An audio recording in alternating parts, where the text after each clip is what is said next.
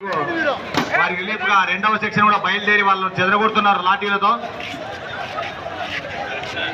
Public గుంపు చెదిరిపోయింది. తదుపరి చర్యలను చేపట్టడం జరుగుతుంది.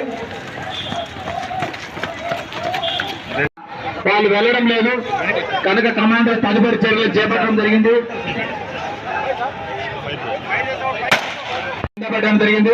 అతన్ని లాక్కెళ్ళడానికి ప్రయత్నం చేస్తున్నారు. వాళ్ళకి మాకు మా పైన కాలు జరుపుతుందని చెప్పేసి వాళ్ళ యొక్క మూక పారిపోవడం జరిగింది. దెబ్బలు కింద పడిపోయాడు. ఆ యొక్క కింద పడిన ఇంజూర్ అయిన పర్సన్ ఈ యొక్క పార్టీ స్ట్రెచర్ పార్టీ తీసుకెళ్లి ఫస్ట్ ఎయిడ్ తో డాక్టర్ గారు మరియు వారి గార్డుగా వెళ్ళడం జరుగుతుంది. ఎవరైతే ఆ లీడర్ ఇంజూర్ అయిన ఫస్ట్ ఎయిడ్ చేయించి స్ట్రెచర్ పైన పెట్టడం జరిగింది. ఇమ్మీడియట్ గా ఎక్కడైతే గాయాలైన అతన్ని ఇమ్మీడియట్ గా హాస్పిటల్ బుక్ చేయడానికి అంబులెన్స్ చేయడం జరుగుతుంది. మీరు చూసారంటే స్ట్రెచర్ పార్టీకి కూడా గార్డుగా ఇద్దరు సాయుధులు వాళ్ళ కాపలా కాస్తూ వెనక ముందుకు వస్తున్నారు. ఎందుకంటే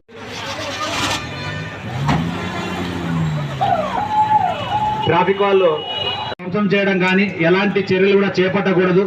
చేపట్టితే పోలీసు వారి చర్యలు ఏ విధంగా చెప్పేసి ఈ యొక్క చిన్న మా బాబు డెమో ద్వారా చేయించడం జరిగింది. అందరూ పోలీసు వారికి సహకరించి శాంతి భద్రతలు కాపాడులో మీ వంతు కూర్చోాలని చెప్పేసి పదే పదే రిక్వెస్ట్ చేస్తారు.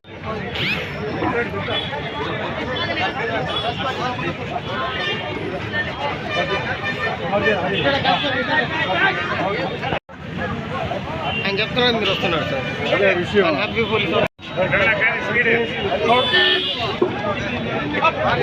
కమాండర్ గారు ఈ యొక్క మామావృషంలో ఏమేమి ఉపయోగించారు?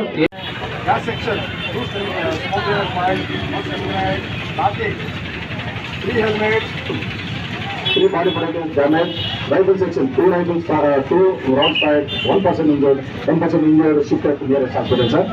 Anta kuda clear, sir.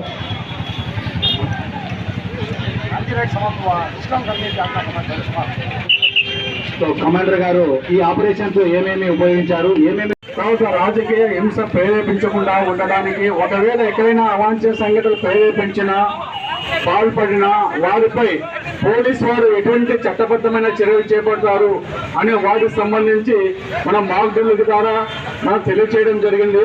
కాబట్టి ఈ కౌంటింగ్ ముందు కౌంటింగ్ తర్వాత కూడా ఎవరు కూడా ఎటువంటి అవాంఛనీయ సంఘటనలు పాల్పడకూడదు. తర్వాత వాస్తవ చర్యలు తీసుకోబడుతుందని దీని ద్వారా తెలియజేస్తున్నాము.